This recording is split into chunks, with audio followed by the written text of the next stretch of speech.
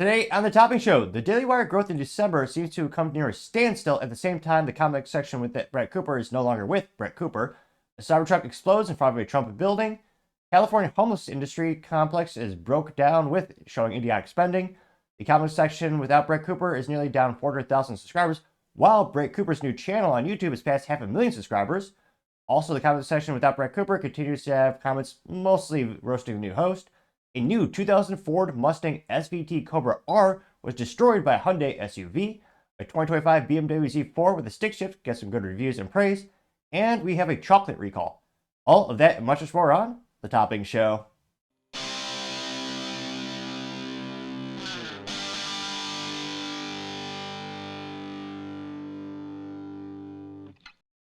Thank you everyone for taking the time to tune in today. Today's episode of The Topping Show is proudly sponsored by Topping Technologies. Topping Technologies is an IT value-added reseller and services company with a special proficiency IT security. Heck, I see their founder released twice a day. Gotta say he's quite handsome and brilliant. He's me, you see, that's the joke. If you're an IT leader or business owner, you can reach out to the team at sales@toppingtechnologies.com. Also, we're still giving away a free Flamethrower with every IT purchase. Go to toppingtechnologies.com and click the Flamethrower button to learn more, or click the URL in the video description below. Lastly, trying to get to 4,000 subscribers by the end of the month. So if you can click that button and tell your friends, I would greatly appreciate it. Now going over to the business part podcast, you have a new 2000 Ford Mustang SVT Cobra R destroyed by a Hyundai SUV, which, yeah, let's just say no one's going to care about that Hyundai, but many are going to miss this. Again, a new 2000 Mustang, which obviously is a showroom queen, so to say. Now this comes to us thanks to The Drive, specifically Kyle is right over there. And they say, quote, brand new 2000 Ford Mustang SVT Cobra R wrecked in an absurd dealer showroom crash. It was one of only 300 built. Here you can see and of course there's was a beautiful red Mustang. Well, was. Now you have that abomination of a Hyundai hitting it.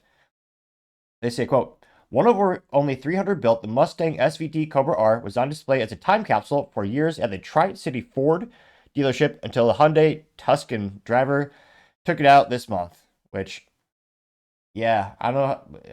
It's one of those things where, yeah, it looks like this SUV somehow rammed into this car dealership's building and hit that beautiful time capsule. It looks like it completely destroyed the passenger door of the Mustang. Probably the rear quarter panel. Oh, shoot, yeah. It looks like the quarter panels and... yeah, it's not looking good. Now they say, quote, it's not a 1996 Dodge Viper on a 30-foot pole, but for nearly a quarter of a century, a brand new Mustang was graced the showroom with a Ford dealership in North Carolina, a time capsule to tease buyers to ogle at what they wait while they wait for their paperwork on the next new Explorer. But sadly, that run came to a shocking end when a driver of Hyundai Tucson lost control and while reversing in a parking lot.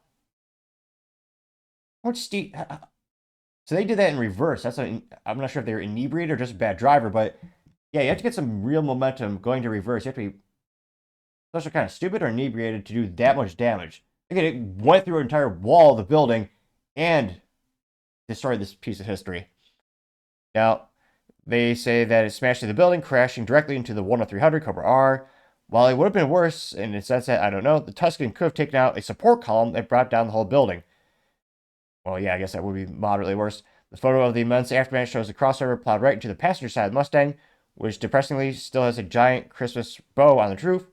In a second photo taken, the Cobra R was extracted and the carnage is clear. The whole side is crumbled, and sadly appears the roof has buckled, indicating significant structural damage. Which, yeah. It's not looking good. And again, they'll make them like they used to. There's that age-old debate of, is it really great to have these low-mileage cars? There's basically a time capsule where it's not really enjoyed in terms of you're not taking it to the track, you're not, daily driving it, but you're also, you are preserving this piece of history. That's a, debate in and of itself in the automotive community. But, yeah, to have it just destroyed like this, let's just say there's going to be a pretty big lawsuit against this moron of a driver, the Hyundai. And here you can see, somehow, they basically did a half-circle reverse into this building, into the Mustang. This is a diagram from the police report. And surely the driver was inebriated on some type of substance to be this stupid, or this bad of a driver. They say, while we obtained a copy of the police report from the crash, According to Eden police, driver number 1, while reversing their vehicle, lost control, causing it to reverse uncontrollably and crash through the wall of the showroom building before striking the Mustang as it was parked within the building. Which, again, how stupid are these people? Here you can see the before image where the Mustang looked. It even had the original factory window sticker. Now, they say that the 4th generation SN95 Mustang didn't command a ton of respect today, but the 2000 SVT Cobra R was an undeniable star. Essentially a street race legal car. Cobra R ditched the radio, air conditioning, sound deadening, backseat, power windows to make the 5.4-liter iron block V8 the star. Underrated at 385 horsepower and 385 foot-pounds of torque, the modular V8 was paired with Bilstein dampers, ABAC springs, bigger anti-roll bars, 4-piston Brembos, and special aero. Top speed of 175 miles per hour, making it the fastest Mustang ever when it debuted. And again, it looks awesome. I mean, got that quirky 2000s aero look, which a lot of people debate me. Is that when humanity really peaked? We were put to the Matrix, perhaps? I'm only partially kidding. And wow, how much... Also shows how bad inflation was. The best Mustang back in 2000 was $54,000. And now it's about double that, if not more. They say that, quote, even today, the car numbers hold up. The low production count means the nice Cobra R could easily pull 100,000 at auction. Tri-City reportedly wanted 200,000 for example, which... Yeah, it's one of those things where they just put that number on there because they know no one's going to pay for it, so it's a display piece, but it's, everything is for sale, so to say. You see, some cool Honda dealerships will have an original Honda S2000 at the dealership, and they'll want, like, $7,500 grand for a low mileage one, which, again, I mean, they'll probably be very happy if everyone actually does pay that, but, I mean, odds are most likely won't. So it's sad to see this little time capsule be so damaged so completely. I mean, it's one of those things where that's not just going to buff out. You have to put some major work into that. Now, given the historical provenance, and yeah, I would argue that this low production run, being the peak Mustang at the time, there is something to that. I'd say, given the significance, you're going to try to restore it. I mean, how well? I mean, it blows my mind. It even has the original factory seat covers, like the plastic protective seat covers over it. I mean, this thing was just a gem. So, yeah, I don't know. And again, it doesn't specify the Hyundai driver was inebriated. I would almost hope so. At least they have some modicum of excuse. Because, again, for you to be stone cold sober and drive in reverse, like, what is it, half a circle, smashing through the wall into the building and hitting another car, you should have to walk everywhere for at least a decade after this incident, I would argue. But let me know. Do you think this driver, is the dealership actually going to sue this person? I mean, I'm not sure if they even, depending on their coverage of liability, I mean, the car's probably worth more than what the person... What do you think is going to be the end result is what I'm trying to say. And then, are you a big fan of the ponies? Do you think the Mustang really won the pony war? Let me know your thoughts, because as always, be fascinated to hear what you have to say. Other interesting business news, the 2025 BMW Z4 with a stick shift finally getting some praises after most people, begging BMW, like, come on, get off your keister, make something fun. I'm not saying that the CEO of BMW M series should be fired. Oh, okay, maybe I am. I'll never forget the BMW the M series, which again, that's supposed to be their sports high performance brand. Last year he said people don't really care about stick shifts or sports cars because they don't get as good fuel economy.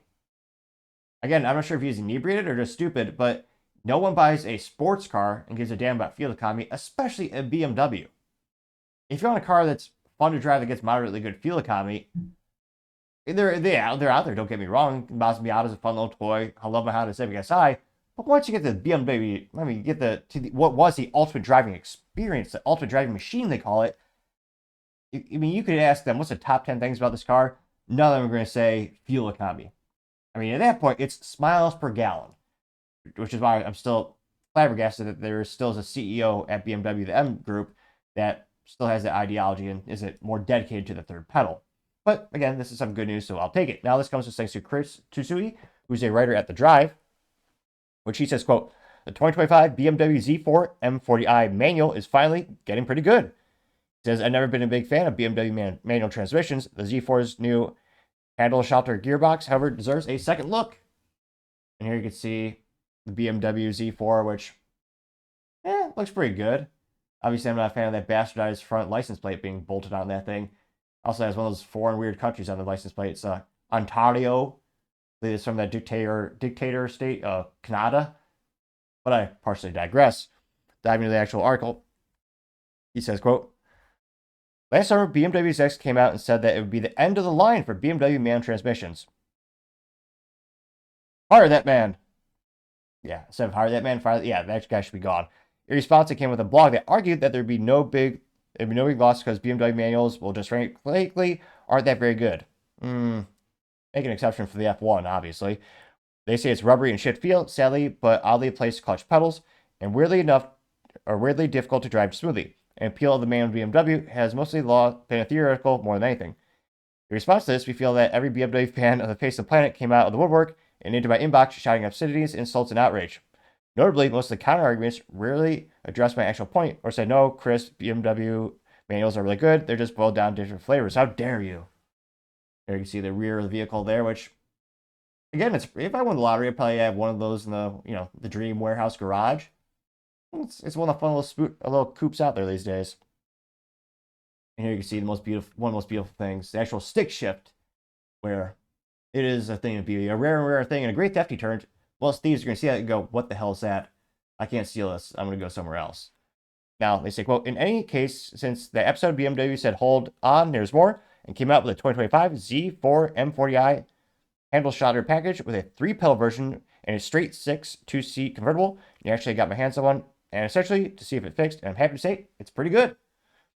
Let me get the bad out of the way. The Z4 new manual shift still feels fairly rubbery in relation to other manual gearboxes, but at this point, maybe it is a deliberate, creative decision on BMW's part, rather than the result of some long-standing engineering cost restraint. My two other big qualms with the BMW manuals. However, it has been mostly corrected. The clutch is much better placed in its M2 and that of every BMW manual I've driven, and it's been easier to drive smoothly in traffic, although the Z4's 2-to-1 shift still feels a tad clunkier than it has to be. They say that in other manual BMWs, say C-tier transmissions, it should be a B+. The rest of Z4 is inherently quite good too. Aside from the manual, it's actually quite pleasurable to use. It says the Z4 M40i's handle shelter package is $3,500. It isn't available on the base S-Drive 340i 4-cylinder Z4, which also includes different chassis tuning, black Shadowline trim, Vernosca leather, and bigger wheel and brakes, which here you see the beauty of having those 3 pedals down there. It's all car should have by default, obviously. He says, getting up at highway speeds, you're reminded very quickly of why the BMW B58 straight 6 engine is so highly regarded. The Z4 M40i pulls like a miniature locomotive, full throttle visits the red lines, slamming through the gears, indeed gives you a buzz. All sports guys strive to deliver. The engine sounds sonorous and sporty, and I was going to say, who cares about this last sentence? He really said this. He said this hella fuel economy. A fuel efficient, which is a phrase I don't think I've ever heard. Nevertheless, it averaged 24 miles per gallon over 500-mile test, which 5 people will greatly appreciate.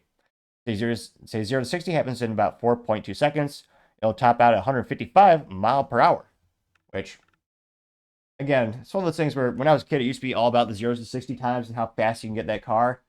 EVs, for better or worse, have viscerally destroyed that metric because, again, now everyone could have really quickly 0 to 60 times for pretty much every computer on wheels. So, again, I think the new metric for, a sports car to me is, how much fun is it to drive? What does it feel downshifting into a corner on a track? So I think, at least for these types of sports cars with the ICE engines, it says, 4.2? Again, that's okay. To me, top speed is fun. And then, of course, what is that feeling diving into that corner on track and exiting that corner in another gear? And there you can see a couple more pictures of the outside there. Which, looks pretty good. It looks like they updated it just a little bit more, make it a little more angular. I can see those beautiful pedals. Every time I walk, maybe, is it just me?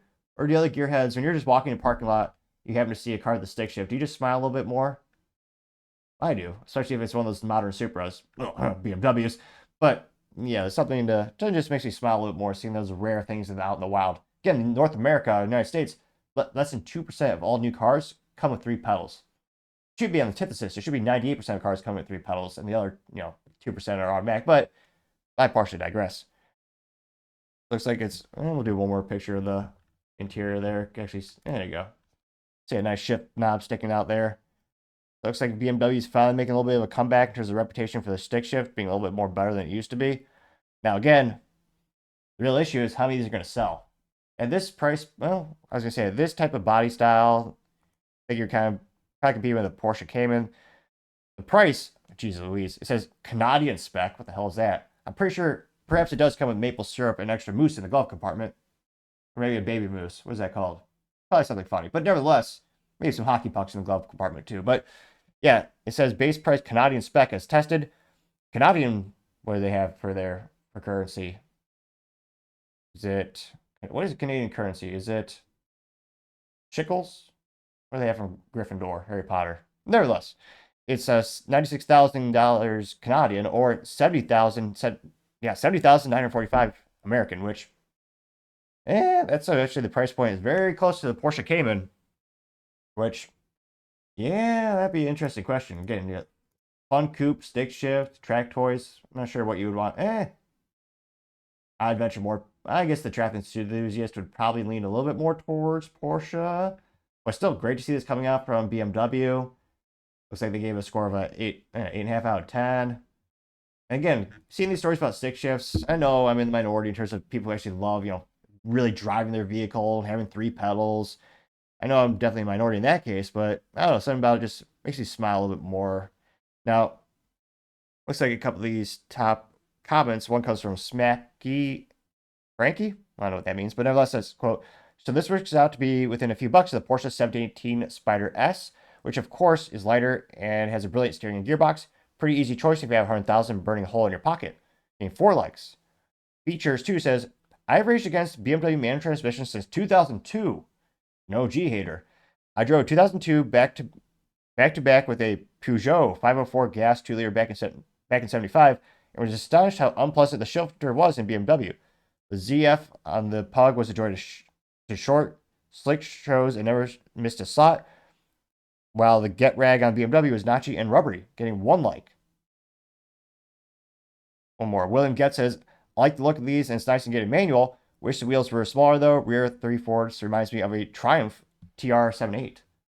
Which, now the real question is how many of these units will actually sell, and could enough people buy it where, makes BMW realize that, yeah, there are still enthusiasts out there who are willing to pay a premium for, 3 pedals and no track toy.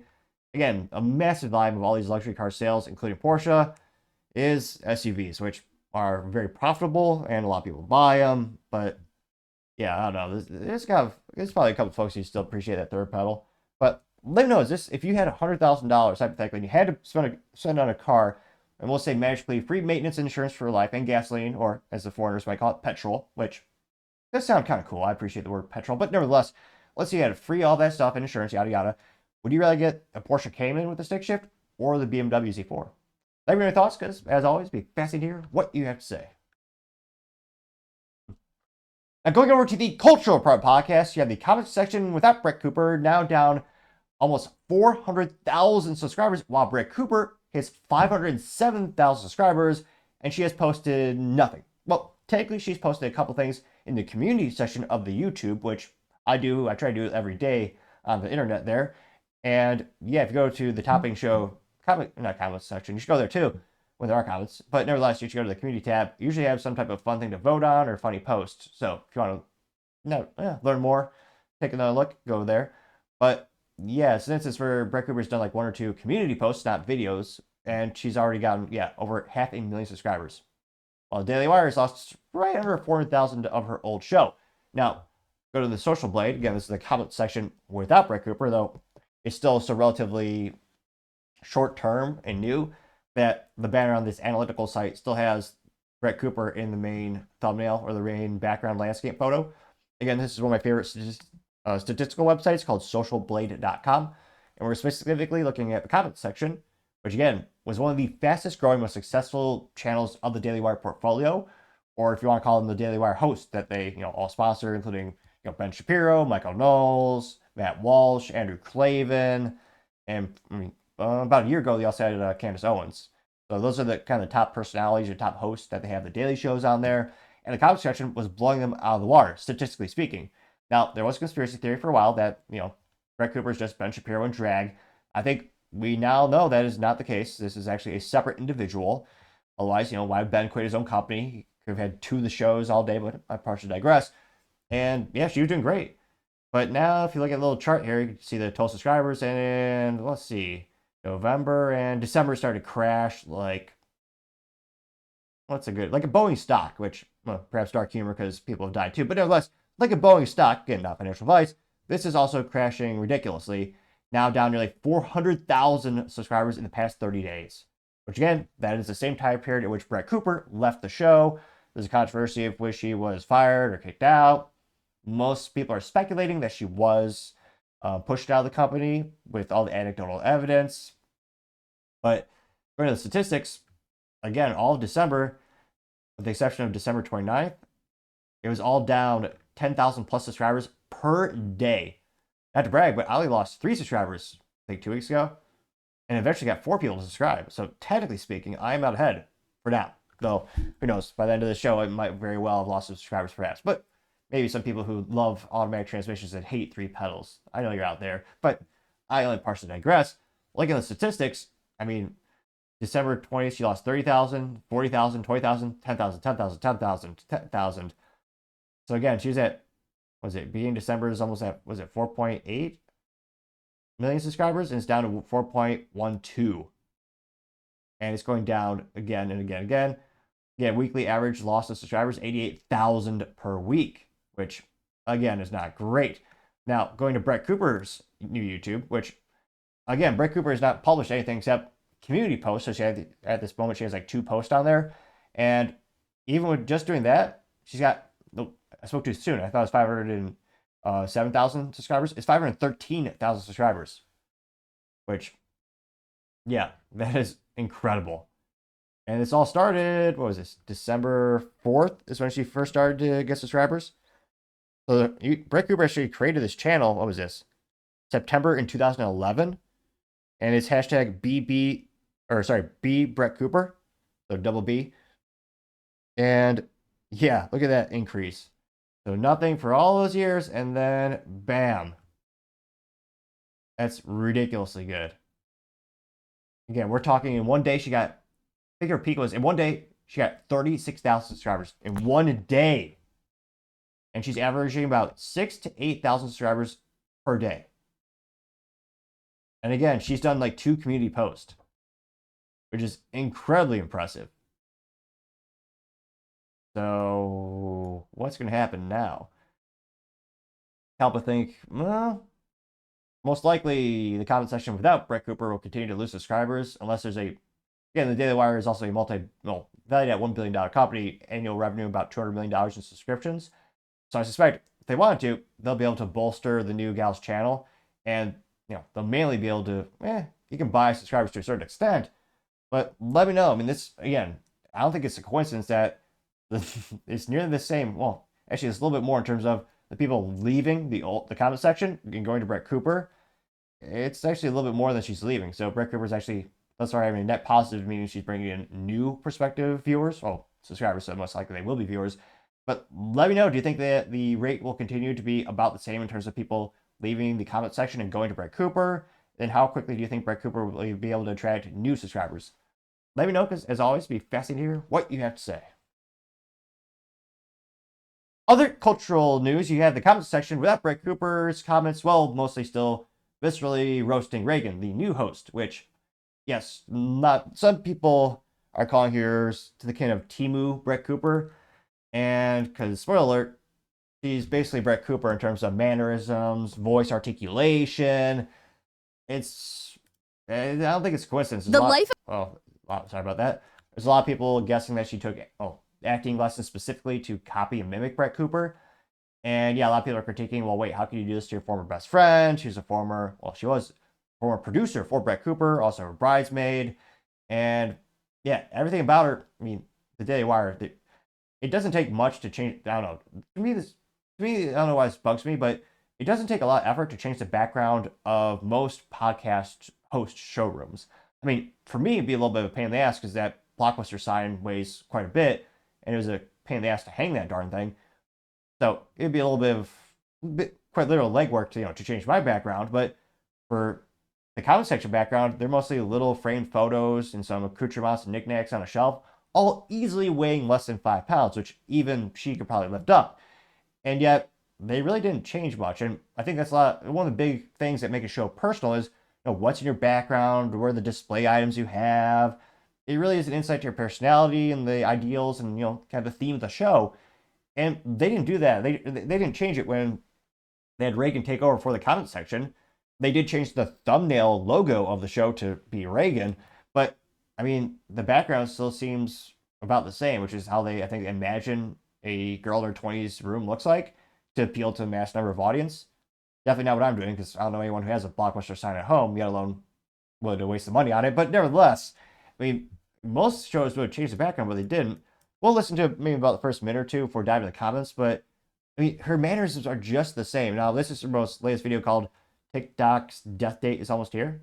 The life of TikTok and look at, I don't know why, especially her hand movements, looks just like Brett Cooper's. That annoys me especially. Hangs in the balance between the US Supreme Court and a bunch of billionaires. It's like Gen Z's version of the apocalypse. Now, I'll be the first to admit that while I'm not one of those crying and screaming over the prospect of TikTok going away, I would be very sad if it got banned. You guys tag us every day in cool stories that we should check out, and the app is objectively entertaining. That all being said, I am also well aware that this looming threat of TikTok being banned seems like it's been happening for well over a year now. I mean, the fear swells and then the fear dissipates. And like many times before, new sad TikToks have emerged. This time though, rightfully so, because the decision about the TikTok ban has made its way to the highest court in the land, and a death date has Well, F- for marketing or my ADHD or OCD.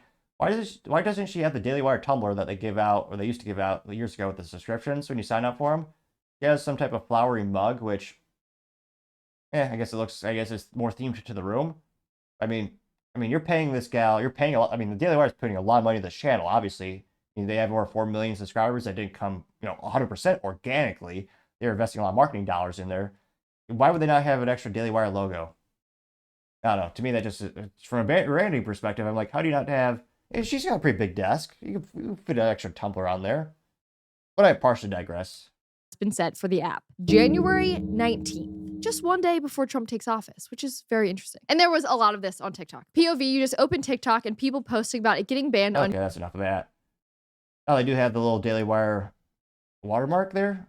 Kind of like have all the videos on the YouTube. There's an option. I believe that's actually... Do they not have that option? I guess they just put it in the video. On YouTube, or the YouTube, there's that option where you actually have a logo show up on the video at all times in the bottom right corner. So you click it, you can subscribe to the channel.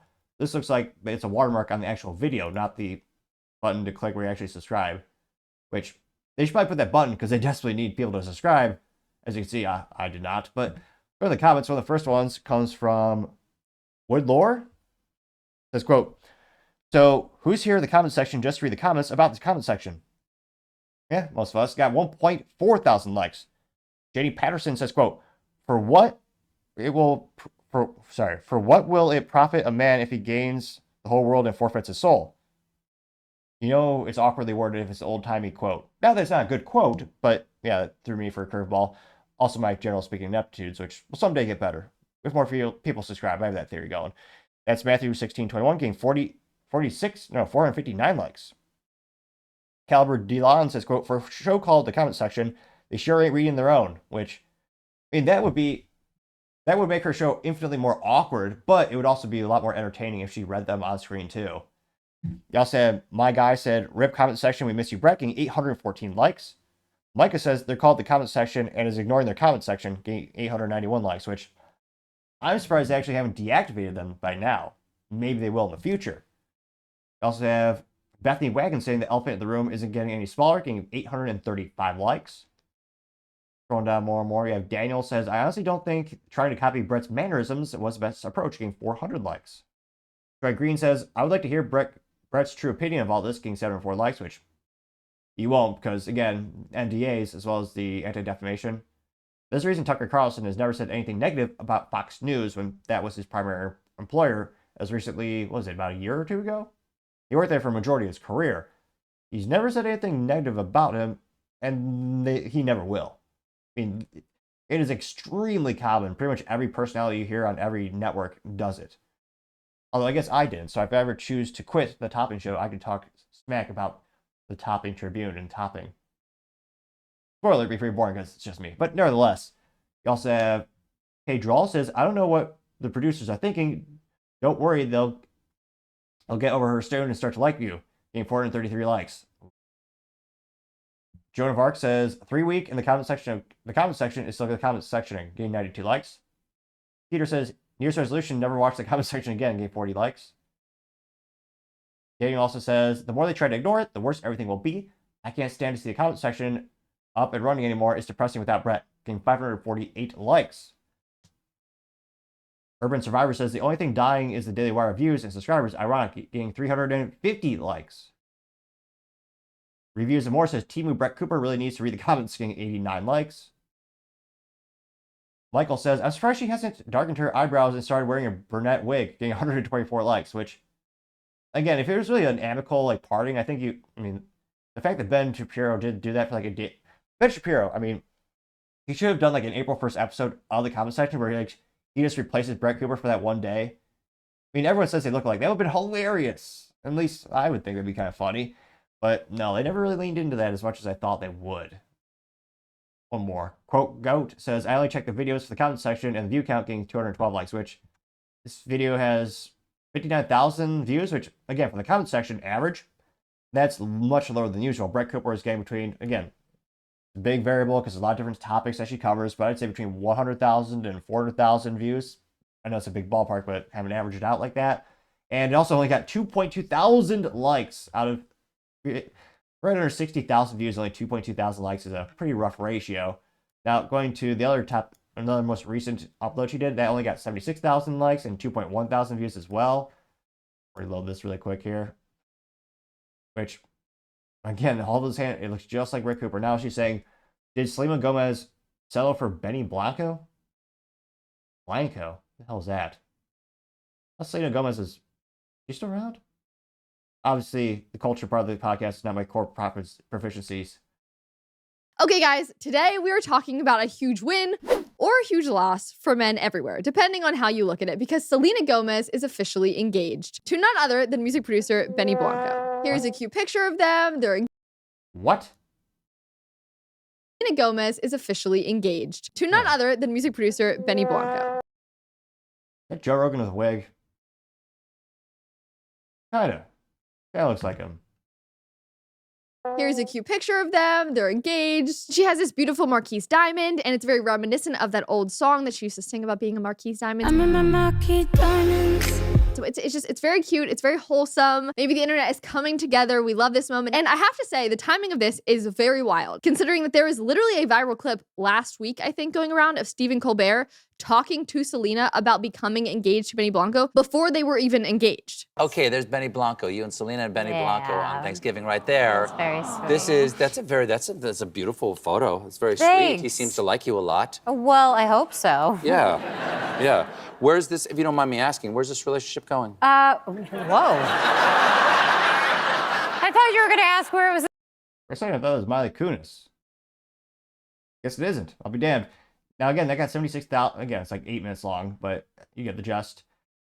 The upside is if you actually wanted to just, if you're good at the Photoshop or, any editing software, if you just put Brett Cooper's face on top of this gal, I'm not sure. It's getting closer and closer of her mimicking Brett more and more. I wonder how many people would be able to tell the difference. Like going to the comment section, maybe they're all giving her accolades and encouragement. Probably not, but we'll dive on in. One of the first comments comes from Leftover Crass saying, quote, wait, the chick looks nothing like Ben Shapiro. Getting 469 likes. Dark Sky Picture says, quote, it's fitting that once Brett Cooper left the show, the only thing interesting about the comment section is its own comment section. Getting 1.7 thousand likes. Interesting. Yummy Fire Cookie says, quote, this is starting to become my favorite Reddit page, getting 327 likes. McCoolio 1997 says, this channel should be called the comment section without the comment section. Getting 1.1 thousand likes. Sumo Prashit says, quote, for those who don't have the extension, it has 1.8 thousand likes and 7.1 thousand down likes or dislikes, which is a ratio worse than some of my episodes, which is saying something. And his comment in itself got 1.2 thousand likes. Jay Swede says, Daily Wire thinks we are stupid, getting 670 likes. Real Talk Ryan says, hilarious, she's talking about dudes needing a personality while she copies Brett's personality. Getting 1.2 thousand likes. Yeah. Let's see, by Miley Photography says, funny, I used to watch Brett Cooper not knowing anything about her, popularity, or the channel. Belonged to the Daily Wire. Though she is much younger than me, I really loved her energy. She just felt like a friend. Sorry to see her go. Getting 898 likes. Mary says, I want to watch Brett Cooper. Daily Wire. We have Brett Cooper at home, which got 407 likes. CW says this channel is just weird now, getting 1.4 thousand likes. Lynn Morrow says Daily Wire has had so much going for it, losing Candace and now Brett, neither of whom seem to be allowed to speak candidly about why many people are suspicious about the company as a whole. Getting 235 likes, which, again, I mean, the company is all about free speech, but, I mean, every company in media does this. It's not just the Daily Wire. Pretty much everyone that is not a direct independent podcaster has these types of deals. It's not just the Daily Wire. I mean, even some of the largest conservative podcasters are notorious. They get roasted for it, but even they have NDAs. They have non-disparagement agreements, so that, again, you don't have these type of fallouts and you don't lose company secrets. I mean, there's a reason why it's default and why pretty much everyone in media does it. If you can name a single instance in which it's not, I mean, maybe Timcast IRL, maybe he doesn't do this to some of the people coming to his show, maybe, but I mean, I really can't think of anyone else who does not have these type of agreements. So I agree. I understand why people don't like them or why they don't look good, but it's also kind of like how they have NDAs in cybersecurity. I mean, I wish I could talk about half the customers I work with for my tech company, but you also can't because, again, that'd be vulnerable, giving vulnerabilities to the companies, and, you know, I understand why. Going down more and more, if there's any contrarian statements. Literate Fran says, DW ignoring the comment section while we check the video only for the comments, getting 770 likes, which, yeah, I really do wonder how many people really do click on the videos and pause it just to read the comment section. Again, they show you the analytics on the back end of YouTube in terms of, you know, how many people watch the video all the way through or when they usually stop watching on average. And I can't but think the average number of people who just click pause and just watch a second or two is probably quite high. So, again, there used to be a lot more people giving accolades to Reagan, again, the new host, saying like, hey, let's give her a chance, you know, see how she comes out. But, and again, we're going by, you know, I'm scrolling through the comments by, I usually short them by, you know, likes. So it shows us the ones that are most liked first. And I'm not really seeing too many contrarian statements, you know, or statements giving Reagan, again, the new host, a praise or accolades. And I'm not sure what the Daily Wire is going to do in terms of, again, I do think the show would increase in popularity if they were to let Reagan be Reagan and not try to copy Brett Cooper. I understand why they're trying to have her copy Brett Cooper, because Brett Cooper was amazingly successful. She connected with quite literally millions of fans, but it's also an entirely different person. It also doesn't, a lot of people are saying it doesn't feel authentic. It feels forced. So I'm not sure if they're going to eventually let her do her own thing, but let me know. Do you think that would have the comment section be more successful in the long term? Again, they're a multi-million dollar company. They can make with that type of resource allocation, you can have a very high probability of making darn near anything successful. But let me know your thoughts, because as always, be fascinated to hear what you have to say. Other interesting cultural news, the Daily Wire is near a 0% growth since the comment section is no longer with Brett Cooper. And this has affected pretty much all the major hosts of the channel. Even Ben Shapiro, Matt Walsh, Michael Knowles, even Andrew Klavan, though he's gotten a couple more subscribers. And again, there are many variables that go into these types of things. You always want to be careful when it comes to singles variable analysis. When you look at Daily Wire as a whole, this is the only big public-facing thing that we've seen lately that could, I think, really impact the business. I know some companies dramatically decreased some of their spend Q4. There's rumors that Daily Wire wants to sell out. I mean, CEO Jeremy Boring has openly said that he thinks they'd be a good partner with something like Fox News or Fox.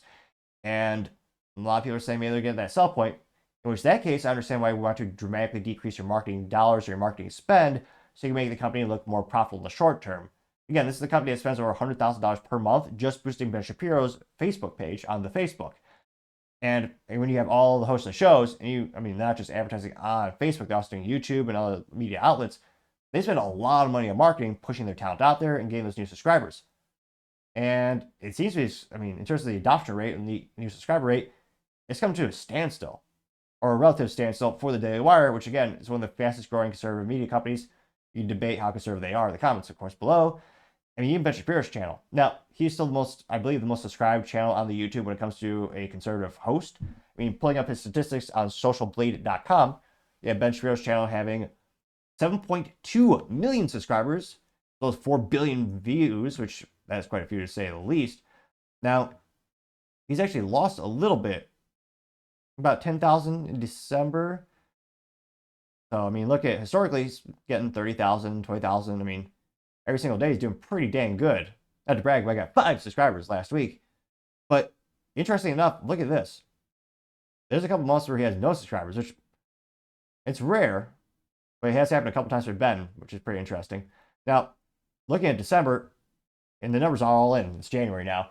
I mean, look at the analytics through December. I mean, the increase in subscribers is so statistically small, they don't list them on the right. I mean, when you look at other channels, like at Brett Cooper, she's getting between 13,000, 14,000 per day on average. With one day, I think she got 35,000 new subscribers for her new show. Or she hasn't even lost her show yet. It's just her YouTube channel. She's had a couple posts on the community section of the YouTube of her channel, but no videos yet. And she's getting, again, 10,000 plus per day on average. Ben Shapiro, the most popular, most successful YouTuber for many for this category, is near zero. It's insane. Now, if you get more granular, they actually get rid of it altogether. Which, again, that's nearly impossible for him. Again, they spend hundreds of thousands of dollars per month just for his one channel alone. Now, the views, they seem to be relatively consistent. In 30 days, he's got 47 million views. But, yeah, it's pretty astonishing. His show, and again, he's also the co-founder of Daily Wire, perhaps the most famous host of all the shows. Well, now that Brett Cooper is gone, especially. I mean, her show, again, she didn't have quite 7 million subscribers, but her growth rate was astonishingly impressive. Now, going to Matt Walsh really quick. He's got 3.13 million subscribers, and his growth rate a little bit less than Ben on average. But again, looking at December came to a standstill. Now, I understand maybe more people are spending time with family. You're not on the YouTube or the social media as much, so maybe you're not subscribing. So again, it's natural to have sometimes where there's an industry kind of decrease in activity, but to have near statistical zero, that's insane. Now, Matt's actually doing a little bit better than Ben in terms of, again, Ben, you look at his channel, look at the averages. They're so small, they're so negligible, they didn't even have them listed. Now, Matt is a little bit better. His daily averages, again, for me, this would be a huge, great metric of success. For someone with 3.13 million subscribers, this is terrible.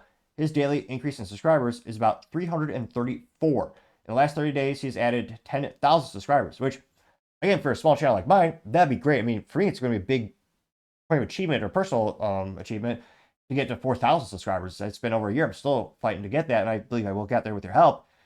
But again, for Tim to only get 10,000 in 30 days is terrible. I mean, don't forget they're paying their people's salaries. They're like a lot of money to marketing. They just had that new movie with Matt Walsh, which documentary, whatever I call it. I mean, that should help him out. That should be giving him a big bump. Now, yes, that was a little bit more a month ago, but even then, I think there's still be some stragglers. Now, going to Michael Knowles, he's at 2.18 million subscribers, and he's actually going down. He's lost 20,000 in the past 30 days. Or no, he's decreased his rate of adoption in the past 30 days. There's been a couple days where he got 0 subscribers. So his adoption rate, or the rate at which he's getting new subscribers, is decreased by 60%, though again, he still did gain subscribers net. So he's a positive in that regard. Now, when you look at the month, I mean, he had one day where he got 10,000 subscribers, which, again, that is great for most folks. But if you're spending millions of dollars on a channel, that's not good. That means you're still losing money in those instances. Now, his daily average is a little bit better than Matt's. He has a daily average of 667 more subscribers. Last 30 days, he's got 20,000. So again, a little bit better.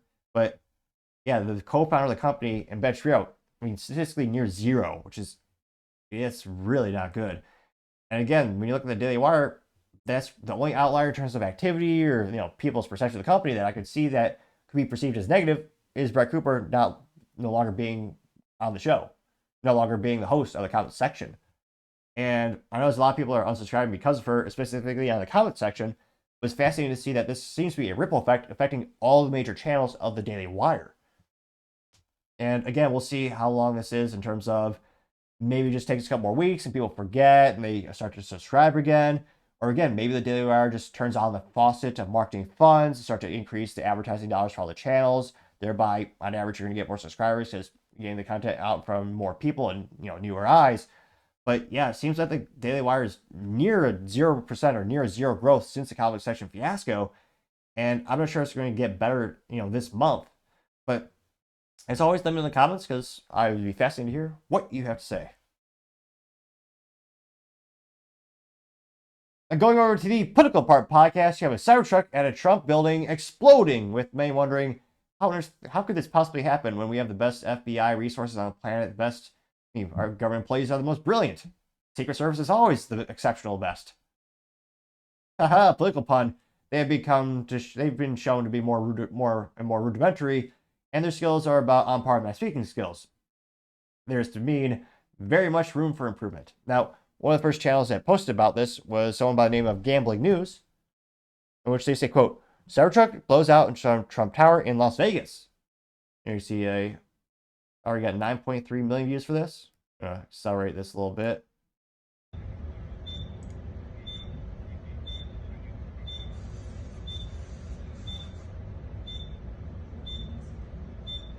Which, yeah, it looks like a lot of people are speculating some of these things inside the truck included fireworks. Because again, it looks like it's definitely, if you've seen an electric vehicle burst into flames, the rate there's usually not blowing up like this. Those usually they start off a little bit slower. This is very much more instantaneous. And again, towards the end, you see some of the smoke and the debris and the projectiles look very similar to the stuff you play around with, of course, responsibly, on the 4th of July. So a couple of them look like that. And again, went pretty viral, got 9.3 million views as well as 30,000 likes. Now, one of the first comments comes from Paul Zazupa, who says, quote, luckily no one was near it when this happened, getting 351 likes. Zim Blar says, deep down we know who all the suspects are, getting 60 likes. You also have Phoenix saying fireworks explosion inside of a rented Cybertruck at a Trump hotel in Las Vegas, causing the victim of the vehicle fire. There I fixed your headline, getting 98 likes. Which, yeah, again, I don't know. I can't but think this is most likely malicious. Again, it's right by the doorway of the entrance of the Trump building. And I think, again, you can use fireworks for bad things too. Hard to guess, it looks like a combination of some type of malicious pyrotechnic things and fireworks, but that's just me. Going down more and more. We have Rob J, second management scholar in Texas, saying searching for plausible ways to consider an accident requires serious mental gymnastics and dismissal of reality. A Musk product exploding at the front door of a building bearing Trump's name was not an accident, it's left-wing terrorism, getting 23 likes. Although CNN would probably just call it mostly peaceful vehicle occupating an area. Caleb said, looks like someone was putting something in it and blew it up, getting 222 likes. 353 says, holy shit, no waste, just from the initial lithium igniting. Looks like fireworks with all the colors, getting 695 likes. Trying to see who else had a take on this as well, going to the main Twitter pages. Matt Wallace says, pay close attention to the explosion in the video of the fire truck outside Trump Hotel. There you see the inside of the building perspective.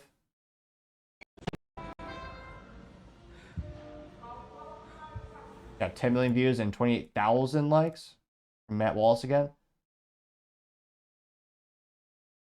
Now, one of the first comments comes from Anti-Woke Meme, says, quote, I blame Democrat policies. It's all not Power Rangers, really kids from the Captain Planet TV show. But they're all holding the rings, and the rings of the individuals are named Hamas, decolonizer, socialist, trans, and BLM. And then they turn into Democrat, which does have green hair, so I'm not out of the realm of possibility. Getting 519 likes. Democrat Media TM says a different view of the Cybertruck burning out of the front of the Trump Tower. That's a little bit more. Probably about maybe a mile away, seeing the smoke from it. Getting 239 likes. Gunther Eagleman simply has eye emojis, getting 118 likes. Going down more and more. JJ says, correct, it's not fact-checking, it's censorship, getting 449 likes. So we'll see what happens at the end of the day. I mean, the FBI is claiming it's not terrorism. Okay, FBI. But, well, no, that's about another issue that they failed to protect us from. But, yeah, it'll be interesting to see if we actually get to the bottom of it. But let me know your thoughts, because, as always, be fascinating to hear what you have to say. Other interesting political news, you have the homeless industrial complex breakdown in California. Now, this comes to us thanks to End Wokeness, and we hear about employees making about $250,000 fixing a problem that they've never fixed for a quarter century. Well, more if you think about the long-term problem of homelessness. Let's just say the government has a track record of not fixing things, but taking lots of our money. Again, this comes to us thanks to End Wokeness, who says, quote, the more we spend on homelessness, the worse it gets. Here's where it's all going. Now, interestingly enough, this person from California does not have short purple, pink, or blue hair, interestingly enough, though she does have very short hair. I'm a public administrator. How much do you make? $242,000 a year. $242,000 per year. For that skill set and that what you're doing, probably move that decimal place one to the left, I would think. Can you describe what you do in one sentence? I oversee homeless programs for a very large nonprofit in the city of Los Angeles. That's a big role. And what's your biggest struggle in that job? Not enough housing, not enough housing, not enough housing. All right, today we're going to expose. Also, California overregulation. It's hard to build housing when they won't give out permits or let places actually expand. By San Francisco, well, if you get rid of the homelessness and the PCs and on the ground that they're famously for, it looks cool. It looks kind of pretty because you have all the old buildings, but it's because they will not allow new buildings to be constructed. Today we're going to expose this entire grift. First, I dug around a little bit, and the nonprofit that she worked for is called LA Family Housing. Been there for 23. That nonprofit has been there for almost 23 years. They haven't fixed their problem, or she's been working there for almost a quarter of a century. Wow. They don't have they can't even take the time to make a real LinkedIn page, or she didn't at least connect it to the proper account. So she's either inept or the company's lazy. Family Housing. And according to their IRS Form 990, they received $65 million in government grants last year. And you know how she talked about housing being so important? Well, this is what they're talking about. LA Family Housing is transforming a 1950s motel into apartments for supportive housing. But then you look at the price tag, $60 million for 41 apartments. $60 million. LA has a homeless population of over 70. That sounds like Democrat math if I ever heard of it. So they're going to spend $61 million for 41 apartments. Yep, that's Democrat math there. $1 million. LA has a homeless population of over 75,000, and that's how they think $60 million of taxpayer money should be spent. That's either incompetence or gross negligence, and I'm thinking the latter. Because here's what I think the scheme is with all these affordable housing units that are popping up all over Los Angeles. It's a complete bait and switch scam. Because here's what's going on. The construction of affordable housing developments is subsidized by public funds. In exchange, rents are regulated by covenants, but these covenants carry an expiration date. And once a covenant expires, a building's owner is not required to pay back any public funds. Rather, he is freed from all regulations which kept rents down, able to extract and hoard all future profits. And in the city of Los Angeles alone, there is an estimated 11,000 affordable housing units, which will convert to market rate within the next 5 years. So these massive public housing projects are nothing but a huge money laundering scheme between these real estate developers and these nonprofit administrators who are making monster salaries. And now, there should be a clause, I'm sure there isn't, but what if that money actually went back to the taxpayers and taxpayers actually made a profit on it?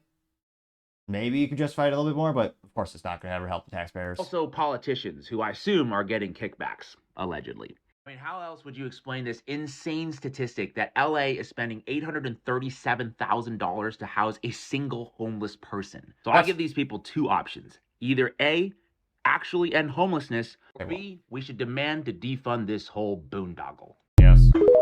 Get rid of it all. Break the government down, and nonprofits and your neighbors will do infinitely better at helping people like we used to.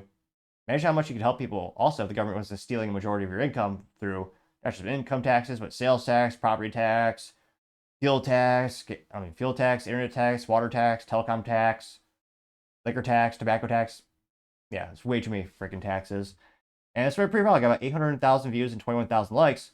One of the first comments coming from anti-woke memes says, quote, Democrats make everything worse. And it's an article from the Washington Examiner saying, quote, Newsom's $24 billion loss. California has the worst homeless rates in the nation after record spending. I only got 132 likes. Should get more than that. Yeah, $25 billion. And then when they were asked to be audited, they go, well, can't really keep track of all that. We don't know where it went. $25 billion they wasted. And I would love to see the rates at which they went from homeless to, having maybe an apartment or a house or getting back on their feet, being a productive member of society. And that should be the goal. It should be to get people back on their feet. I count the thing more often than not is people they're pulling themselves up by their own bootstraps and having help from, local family, community, and neighbors. But, the government should be doing something good with this money. Doesn't seem to be. Also have Gunther Eagleman saying, quote, someone should tell Gavin Newsom, getting 235 likes. Paul Zupa says, everything Gavin Newsom does in California is awful, getting 94 likes. I Love American News says that's because NGOs are money laundering fronts. And it's an article that I do not see the website it's originally screenshotted from, saying Gavin Newsom's 10-year plan to end San Francisco homelessness marks his 20-year anniversary. Which, yeah. It says Newsom has taken his failures statewide since 2003 mayoral election. California GOP chair says, getting 215 likes. Thank you. Trumper says, quote, California demonstrated this perfectly. Spending money on homelessness doesn't actually reduce homelessness. If anything, it makes it worse. California spent over $25 billion and nothing to show for it. Getting 22 likes, which, yeah, you're definitely incentivizing the whole industry by giving them more and more and more and more money. Again, $250,000? Really? If anything, the metric should be how you decrease the rate of homelessness. How many of those people do you get back on their feet where they're making a net positive in terms of they're making an income, they stabilize their lives? Those should be the major parameters and metrics for any homeless problem or any homeless program. Yeah, again, the rates go up and up and up. If anything, all this money is just making the situation worse. Again, throwing money at the problem doesn't always fix it. Look at the U.S. government. The more we spend, the worse we get in debt, the worse our lives seem to be getting. You also have anti-left meme says homelessness, veterans needs help too. There's a picture of a veteran on a park bench saying, quote, I wish leftists cared as much about homeless veterans as they do about illegal migrants, getting 92 likes, which, yeah, in terms of the dollar percent or the actual dollars you get in terms of illegally coming into the United States, there's actually more benefit to being not here legally than here legally, which is pretty perverse and messed up. World Hall of Fun says this is San Francisco, $24 billion spent on the homeless crisis. A recent audit showed no one knows where the money went. The government has abandoned its people. It's San Francisco being San Francisco with literally mattresses on the sidewalks, people sleeping and looking inebriated. What the heck? Also just wearing underwear and towel? Yeah. Again, San Francisco's become a third world hellhole. I can't believe people still live there. Got 19 likes.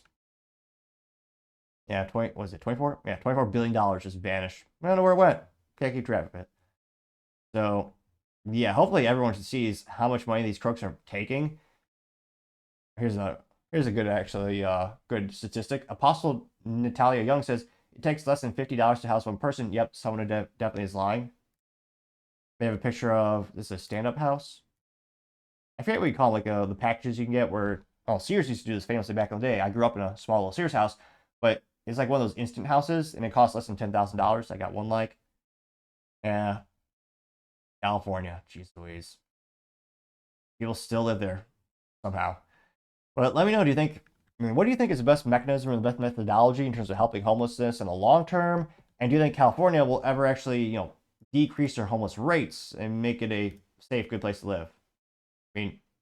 Probably not, but let me know in the comments because, as always, be fascinated to hear what you have to say.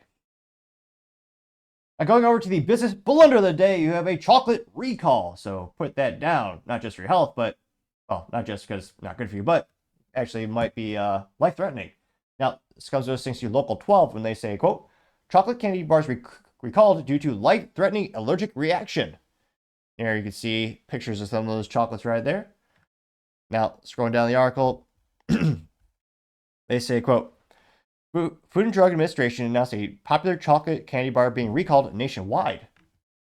Which, I didn't know this was, granted, I'm not a chocolate aficionado, but I had no idea this was nationwide. Yeah, known, well known. They say Gardner's Candies has announced a nationwide recall of its cappuccino meltaway bars due to its risk of tree nut allergies. That recall affected 1.25 ounce packages of the chocolate bars, which may contain undeclared amounts of tree nuts. Oh dear God, what will people do? The FDA says this poses a serious or life-threatening allergic reaction for those with tree nut allergies or sensitivities. There you can see that chocolate bar. They recall the candies that have been available nationwide since September 2024 through retail stores and mail orders from the Garden Candies website. Investigation found that the packaging was, quote, was caused by a temporary breakdown in the company's production and packaging processes. They know that the production of the chocolate bars has been halted until the candy has a certain problem been corrected, which, yeah, it is interesting that, every year Americans become less and less healthy. 50 years ago, no one had nut allergies and, well, a lot healthier now. I can't but wonder what's happened. They say the affected cappuccino Milky bars were packaged in white wrappers marked with the number 082725. Again, the number is 082725. The expiration date of August 27th, 2025. Product was also marked in Gardner's Meltway treat box, marked either 101625 or 112525. I say customers who purchase the cappuccino Meltway bars and Meltway treat boxes are urged to contact their corporate office for a replacement, which, well, yeah, when it comes to the people who actually do that, probably not. They're just going to toss them out, which, again, yeah, I understand, most people's time isn't worth actually calling those helpline numbers and, getting the situation resolved. More often than not, I would think probably just going to toss it in the trash bin, or if you're British, the dustbin. But nevertheless, you got to follow all these rules and regulations, and there are a lot more people with these allergies out there, so you got to be extra cautious, especially in the food industry. You got to say cappuccino, your chocolate bars, your recall. Definitely got to say that's the business blunder of the day. Thank you, everyone, for taking the time to tune in today. Again, trying to get to 4,000 subscribers by the end of the month, so if you can click that button, I greatly appreciate it. Also, give me a thumbs up, thumbs down, or comment. It's a great way to give me some additional feedback, letting me know how I can make the show better and better. Lastly, don't forget to take time to tell your family, tell your friends, tell your coworkers, heck, tell your enemies, tell anyone and everyone. Just stay safe, fight the good fight.